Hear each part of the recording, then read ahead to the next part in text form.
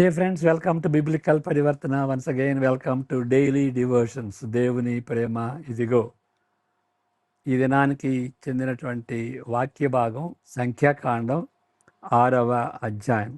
ఇక్కడ నాజీరు వ్రతం. నజర్ అంటే అది చిగురు అని అర్థం. ఇది నాజీరు వ్రతం తీసుకున్నటువంటి వాళ్ళు. దాని గురించి మనం క్రొత్త నిబంధనకు సంబంధించినటువంటి విశ్వాసులంగా మనం ఉంటే మనకి ఈ నాజీరు వ్రతం ఏ విధంగా వర్తిస్తుంది, ఏ విధంగా మనం ఏ పాఠాలు ఈ వ్రతం నుండి మనం నేర్చుకోవచ్చు. ప్రార్థన చేసుకుందాం. May the words of my mouth and the meditation of our hearts be acceptable in thy sight, our rock and redeemer. Amen. సంఖ్యాకాండం మరి అన్ని వచనాలు చదువుకోము, మనం కొన్ని వచనాలు చదువుకుందాం. 6, 2,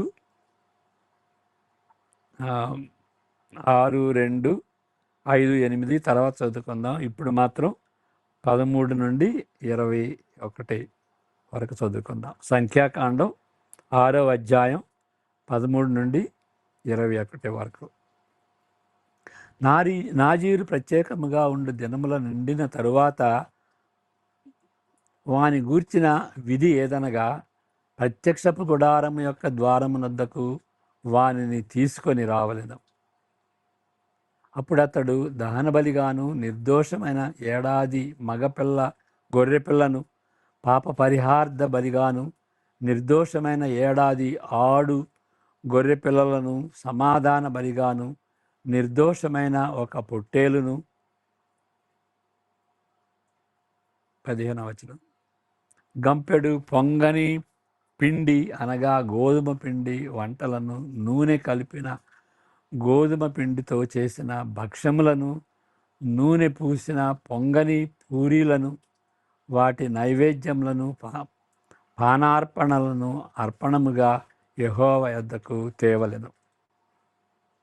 అప్పుడు యాజకుడు యెహోవా సన్నిధికి వాటిని తెచ్చి అతని నిమిత్తము పాప పరిహార్థ బలిని, దహన బలిని అర్పించవలెను. యాజకుడు ఆ గంపెడు పొంగని భక్ష్యములతో ఆ పొట్టేలును యెహోవాకు సమాధాన బలిగా అర్పింపవలెను. వాని నైవేద్యమును, వాని పానార్పణమును అర్పింపవలెను. అప్పుడు నాజీరు ప్రత్యక్షపు గుడారము యొక్క ద్వారమునొద్ద తన వ్రత సంబంధమైన తన వెంట్రుకలు గొరిగించుకొని, ఆ వ్రత సంబంధమైన తన వెంట్రుకలు తీసుకొని సమాధాన బలి ద్రవ్యము క్రిందనున్న అగ్నిలో వేయవలెను.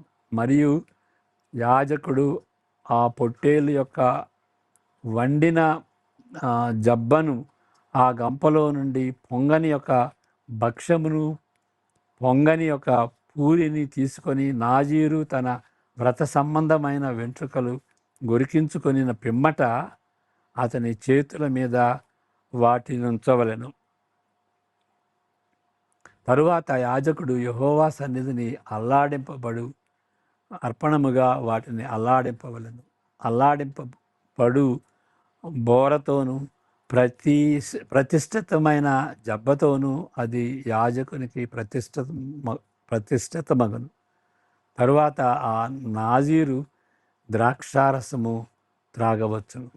21వ వచనం, మ్రొక్కుకొని నాజీరు తన కొలిమి కొలది ఇచ్చు దాని గూర్చిన విధియు, అతడు నాజీరై ఉన్నందున యెహోవాకు అర్పింపవలసిన దాని గూర్చిన విధియు ఇదే. తాను మొక్కుకొనిన మొక్కుబడి చొప్పున నాజీరును గూర్చిన విధిని బట్టి ఇదంతయు చేయవలనని చెప్పుము. ఇక్కడ ఈ నాజీరు వ్రతం లేవీయులకే ఇది పరిమితమై ఉండలేదు. ఏ వ్యక్తి అయినా సరే, ఏ పురుషుడైనా సరే ఏ స్త్రీ అయినా సరే నాజీరు వ్రతం పట్టవచ్చు. అది పూర్తిగా స్వచ్ఛందమైనది. సాధారణ ఏదో ఆ, ఆ, ఈ ఈ ఆ, ధర్మశాస్త్ర ధర్మశాస్త్రాన్ని బట్టి అందరూ చేసేటువంటి ఆ బహిరంగమైనటువంటి ఆ యొక్క పండుగ ఏమి కాదు. అది స్వచ్ఛందంగా చేసేటువంటి ఆ ఆ యొక్క వ్రతం. అది పూర్తిగా స్వచ్ఛందమైనది. సాధారణంగా చాలా కాలం పాటు దీనిని ఆచరించిన తరువాత ప్రత్యేకంగా నిర్దేశించబడినటువంటి అర్పణలతో, బలులతో ఈ వ్రతము అంతమవుతుంది. మనం చదువుకున్నటువంటి రీతిగా ఏ విధంగా అంతమవుతుందో మనం చదువుకున్నాం. ఏ విధంగా వెంట్రుకలు కత్తిరించుకొని ఆ గొరికి ఏ విధంగా దేవునికి అర్పించాలో, ఏ ఏ రకమైనటువంటి బలు తీసుకురావాలో అదంతా మనం చదువుకున్నాం. దేవుని కొరకు ఒకరిని వేరుపరచుటకు ఈ ప్రతిజ్ఞ రూపొందించబడినది. ఓకే, ఇది కూడా చదువుదాం. 1 నుండి 8 వరకు చదువుకుందాం. దేవుని కొరకు వేరుపరచబడటం, సపరేటెడ్ ఫర్ గాడ్స్ యూజ్ అని. మరియు యెహోవా మోషేకు ఇలాగ సెలవిచ్చెను, నీవు ఇశ్రాయేలుతో ఇట్లనుము, పురుషుడే గాని స్త్రీయే గాని యెహోవాకు నాజీరగుటకు ఎవరైనాను మ్రొక్కుకొని తన్ను తాను ప్రత్యేకించుకొని ఎడల వాడు ద్రాక్షారస మద్యములను మానవలెను. ద్రాక్షారసపు చిరకనైనను మద్యపు చిరకనైనను త్రాగవలదు. ఏ ద్రాక్షారసమునైనను త్రాగవలదు. పచ్చివి కానీ ఎండినవి కానీ ద్రాక్ష పండ్లను తినవలదు. అతడు ప్రత్యేకముగా నుండి దినములన్నీయు పచ్చికాయలే గాని పై తోలే గాని ద్రాక్షావళిని పుట్టినదేదియు తినవలదు.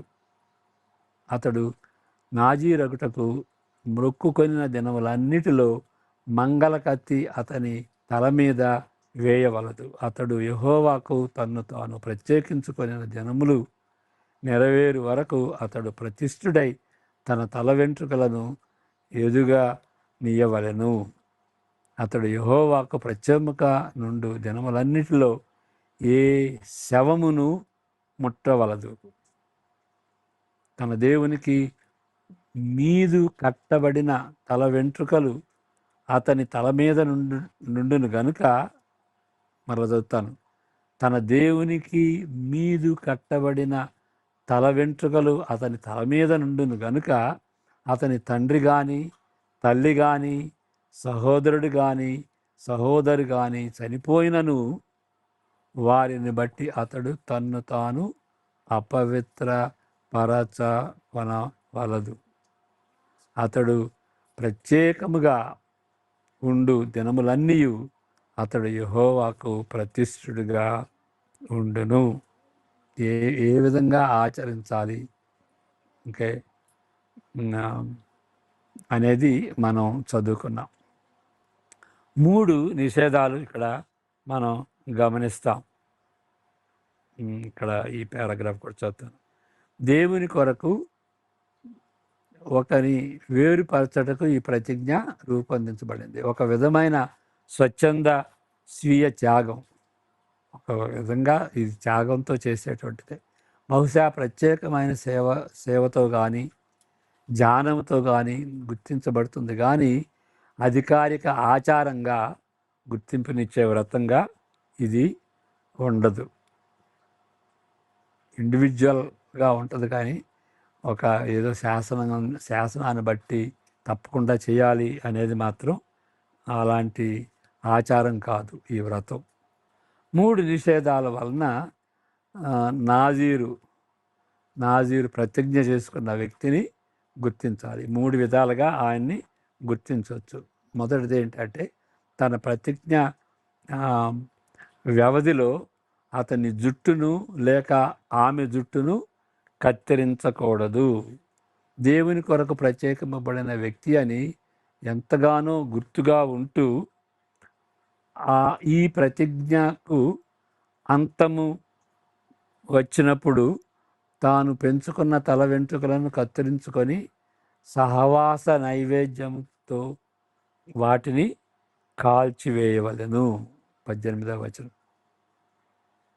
నాజీరు ఏ శవములను అసలు ముట్టకూడదు. రెండవది, ఏ శవాన్ని ముట్టకూడదు. ఇలాంటిది చాలా ఇబ్బందికరంగా ఉండవచ్చును.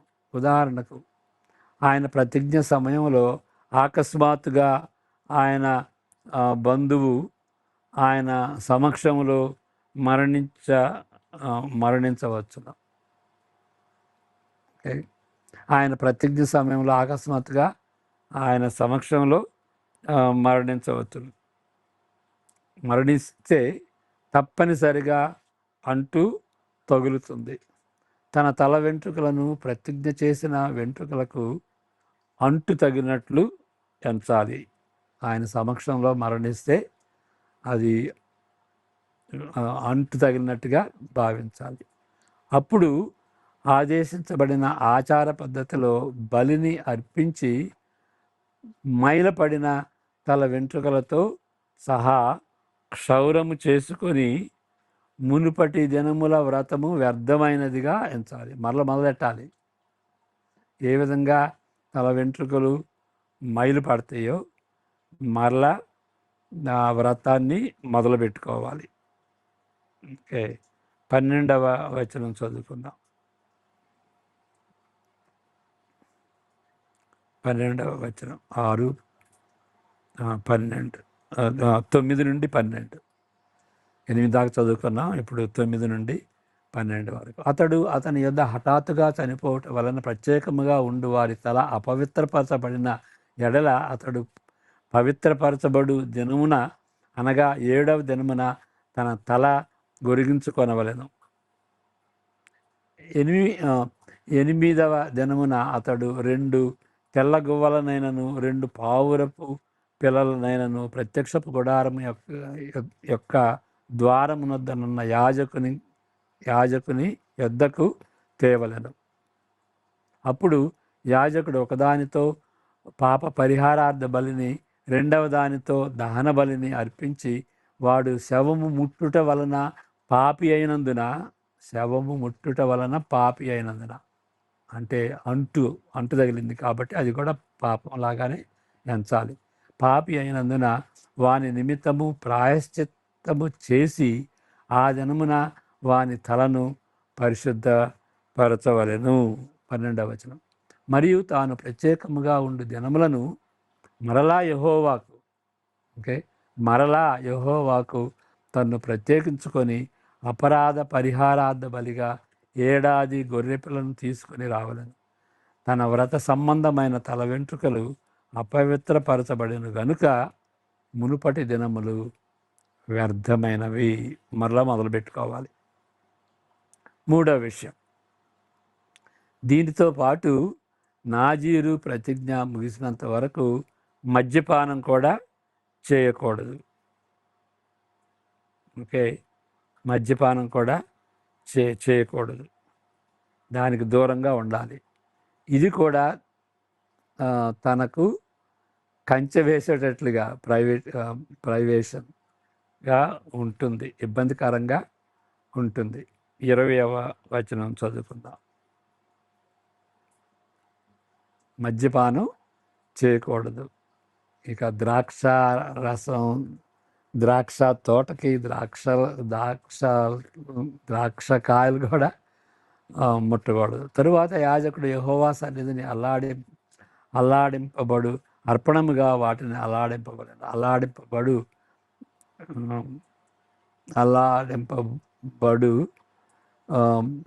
బోరతోనూ ప్రతిజ్ఞతమైన జబ్బతోనూ అది యాజకునికి ప్రతిష్ఠితమగును. తరువాత ఆ నాజీరు ద్రాక్షారసము త్రాగవచ్చును.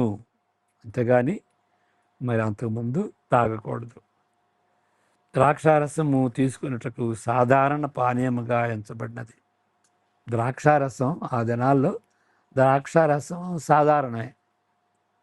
మరి ముఖ్యంగా గొప్ప పండుగ సమయాల్లో దానిని పానీయంగా త్రాగుతారు.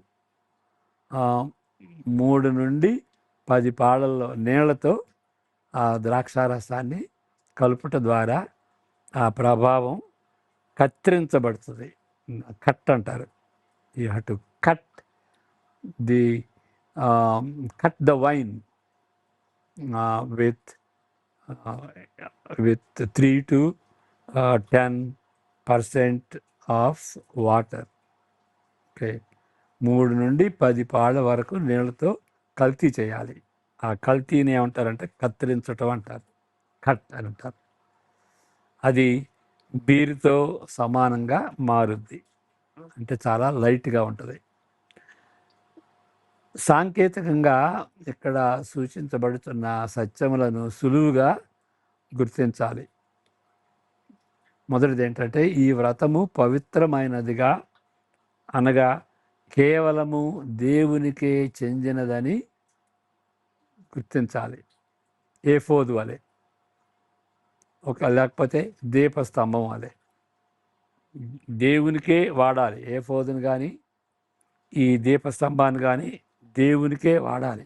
కాబట్టి అది పవిత్రమైంది. దేవుడు ఏ విధంగా పవిత్రమో ఆయనకి అసోసియేట్, ఆయనకు సంబంధించింది కాబట్టి, ఆయనకు సంబంధించింది కాదు, ఆయనకే సంబంధించింది కాబట్టి, దేవునికే సంబంధించింది కాబట్టి అది కూడా పవిత్రమైనది. ఆయన కొరకే వాడబడునని సూచిస్తున్నది. ఆయనకే అంటే ఆయనకి మరల వేరే వాటికి వాడబడటం కాదు, కేవలం ఆయన కొరకే. అది ఆ విధంగా పవిత్రమైనటువంటి వస్తువు, పవిత్రమైనటువంటి ఆచారం. ప్రభువునకు అంకితమైన తల వెంట్రుకలు దీనిని సూచిస్తున్నవి. ఇందువలననే బల్యార్పణగా దేవునికి అర్పించేంత వరకు వాటిని కత్తిరించకూడదు. అది బలి అన్నమాట. బలి అర్పణలు జంతువుల్ని ఏ విధంగా ఇస్తామో తల వెంట్రుకల్ని బలి అర్పణలాగా ఇవ్వాలి. రెండవ సత్యం ఏంటి అంటే, పవిత్రమైనది సజీవుడైన దేవునికే చెందుతుంది, కానీ భయంకరమైన పాపమును బట్టి అవతరించే మరణముతో, క్షయముతో, దానితో ఏ పొత్తు కలిగినది కాదు. శవాన్ని తాగితే మైలెందుకు పడుతుంది అని అంటే, మరణం అనేది పాపానికి సంబంధించింది. పాపానికి పరిశుద్ధతకి పొత్తేమీ లేదు. మరలా చదువుతాను. పవిత్రమైనది సజీవుడైన దేవునికే చెందుతుంది, కానీ భయంకరమైన పాపమును బట్టి అవతరించే మరణముతో, క్షయమైన దానితో ఏ పొత్తు కలిగినది కాదు. కాబట్టి మరణించినప్పుడు శవాన్ని తాకితే మైలు పడతాం. మూడో విషయం,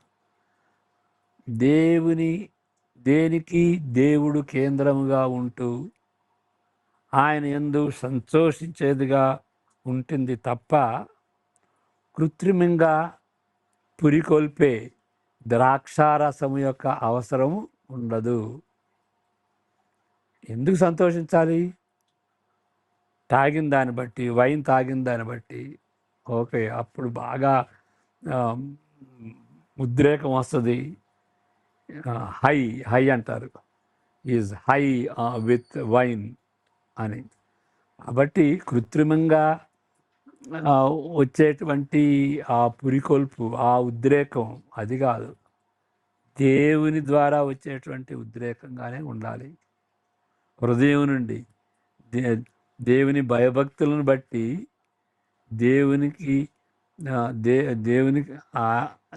కేంద్రంగా ఉంటూ ఆయనను బట్టి మనం సంతోషించాలి. అంతేగాని మనం వైన్ తాగిన దాన్ని బట్టి, లేకపోతే బిర్యానీ తీసుకున్న దాన్ని బట్టి మనం సంతోషించేది కాదు. కాబట్టి ద్రాక్షారసం కూడా తీసుకోకూడదు. అంతేకాదు, ఈ సంతోషము వ్యక్తులను బట్టి కానీ వస్తువులను బట్టి కలిగేది అసలే కాదు. వస్తువులను బట్టి కానీ మనుషుల వ్యక్తులను బట్టి కానీ వచ్చేటువంటి సంతోషం కాదు, కేవలము దేవుని బట్టి. మరి ఈ లెంట్ దినాల్లో కానీ గుడ్ ఫ్రైడే సమయంలో కానీ మనం ధ్యానించుకుంటాం కదా. దే యేసుక్రీస్తు మరణించినప్పుడు మరి ఏం చూస్తాం మనం? 2 విషయాలు చూస్తాం. దేవుని యొక్క ప్రేమను చూస్తాం. ఎంతగా ప్రేమించాడు మనల్ని అంటే, మన కొరకై మన మన యొక్క శిక్షను భరించి మనం నరకానికి వెళ్లకుండా తప్పించేటువంటి రీతిగా మన పక్షంలో యేసుక్రీస్తు ఆ శిలువ మరణం అనుభవించాడు. అంత ప్రేమ, హృదయాన్ని, కఠినమైనటువంటి హృదయాన్ని కరిగించేటువంటి ప్రేమ. రెండవది ఏంటంటే, దేవుడు పరిశుద్ధుడు కాబట్టి ఆయనకి ఉగ్రత ఉంటుంది. యేసుక్రీస్తు చనిపోయినప్పుడు దేవుని యొక్క ఉగ్రత ఆయన మీద పడింది. అందువల్లనే నా దేవా నా చెయ్యి ఎందుకు విడిచితివి అని యేసుక్రీస్తు ఆ 4వ మాటగా మనం ధ్యానించుకుంటాం కదా. My God why have you forsaken me, ఇలా మా సబక్తాని అని అరమేక్ భాషలో చెప్పిన దాన్ని మరి దాన్ని ట్రాన్స్లిటరేట్ చేస్తారన్నమాట. ఇంగ్లీష్లో కానీ మరి తెలుగులో కానీ దాన్ని ట్రాన్స్లేటరేట్ చేస్తారు. ఆ విధంగా ఆ 4వ వచనం 4వ మాట చెప్పాడు. ఎందుకంటే దేవుని యొక్క ఉగ్రతను ఆయన భరించాడు కాబట్టి, దేవుని ఉగ్రతను భరించేటువంటి రీతిగా ఆయన ప్రేమించాడు కాబట్టి మన సంతోషం దాన్ని బట్టి రావాలి. అంతగా ప్రేమించినటువంటి యేసుక్రీస్తుని ఎట్లా వదిలిపెడతాను అని ఆ విధంగా యేసుక్రీస్తునందు సంతోషించాలి, దేవుని యందు సంతోషించాలి. అంతేగాని వ్యక్తులు ఇప్పుడు ప్రేమిస్తారు, తర్వాత మారిపోతారు. వస్తువులు ఇప్పుడు ఉంటాయి, తర్వాత శాశ్వతంగా ఉండేవి కాదు. అవి శాశ్వతంగా ఉండేది దేవుని యొక్క ప్రేమ అని గమనించుకొని దాన్ని బట్టి మనం హై కావాలి. అంతేగాని ద్రాక్షారసాన్ని బట్టి, మనుషులను బట్టి అది మన పరిశుద్ధత ఉన్నది. కాబట్టి ఈ 3 విషయాలు మనకి వర్తిస్తాయి. ఇది కూడా చదివిన తర్వాత మరలా ఈ 3 అండర్లైన్ చేస్తాను. పరిశుద్ధముగా ఉండవలైనటువంటి పిలుపును బట్టి క్రొత్త నిబంధన చెందిన విశ్వాసులు ఏ విధముగా తమకు తాము పూర్తిగా దేవునికి అంకితము చేసుకొనగలరు, అది మనం ఆలోచించాలి. ఇప్పుడు దేవునికి అంకితం చేసుకున్నాము అని ఇక్కడ మరి ఆ జుట్టు తెలుపుతుంది కదా. దేవునికే అంకితం చేసుకున్నటువంటి వాళ్ళు ఏ విధంగా మనం జుట్టు పెంచుకొని అవసరం లేదు. మరి ఏ విధంగా మనం దేవునికే చెందినటువంటి వాళ్ళమని ఏ విధంగా మనం ప్రత్యక్షపరచుకోవాలి? అది పూర్తిగా అంకితం చేయబడినటువంటి వ్యక్తులమని ఏ విధంగా మనం జీవించాలి, ఏ విధంగా మాట్లాడాలి, ఏ విధంగా తలంచాలి, ఏ విధంగా వీళ్ళు ప్రత్యేకమైనటువంటి మనుషులు అని మనం చూపించుకోవచ్చు. ఓకే, మన అలవాట్లను బట్టి, మన మాటలను బట్టి, మన వినయాన్ని బట్టి, మన తగ్గింపును బట్టి, మన ప్రేమను బట్టి, ఓకే, ఇతరులని ప్రిఫర్ చేయటం, ఇతరులని గౌరవించటం, మరి ఇతరులని క్షమించటం, ఆ విధంగా అయినటువంటి ప్రవర్తన బట్టి వీళ్ళు దేవునికి సంబంధించినటువంటి వాళ్ళు, దేవునికి అంకితం చేసుకున్నటువంటి వాళ్ళు, దే ఆర్ డెడికేటెడ్. అది నిజమైనటువంటి పరిశుద్ధత. అంటే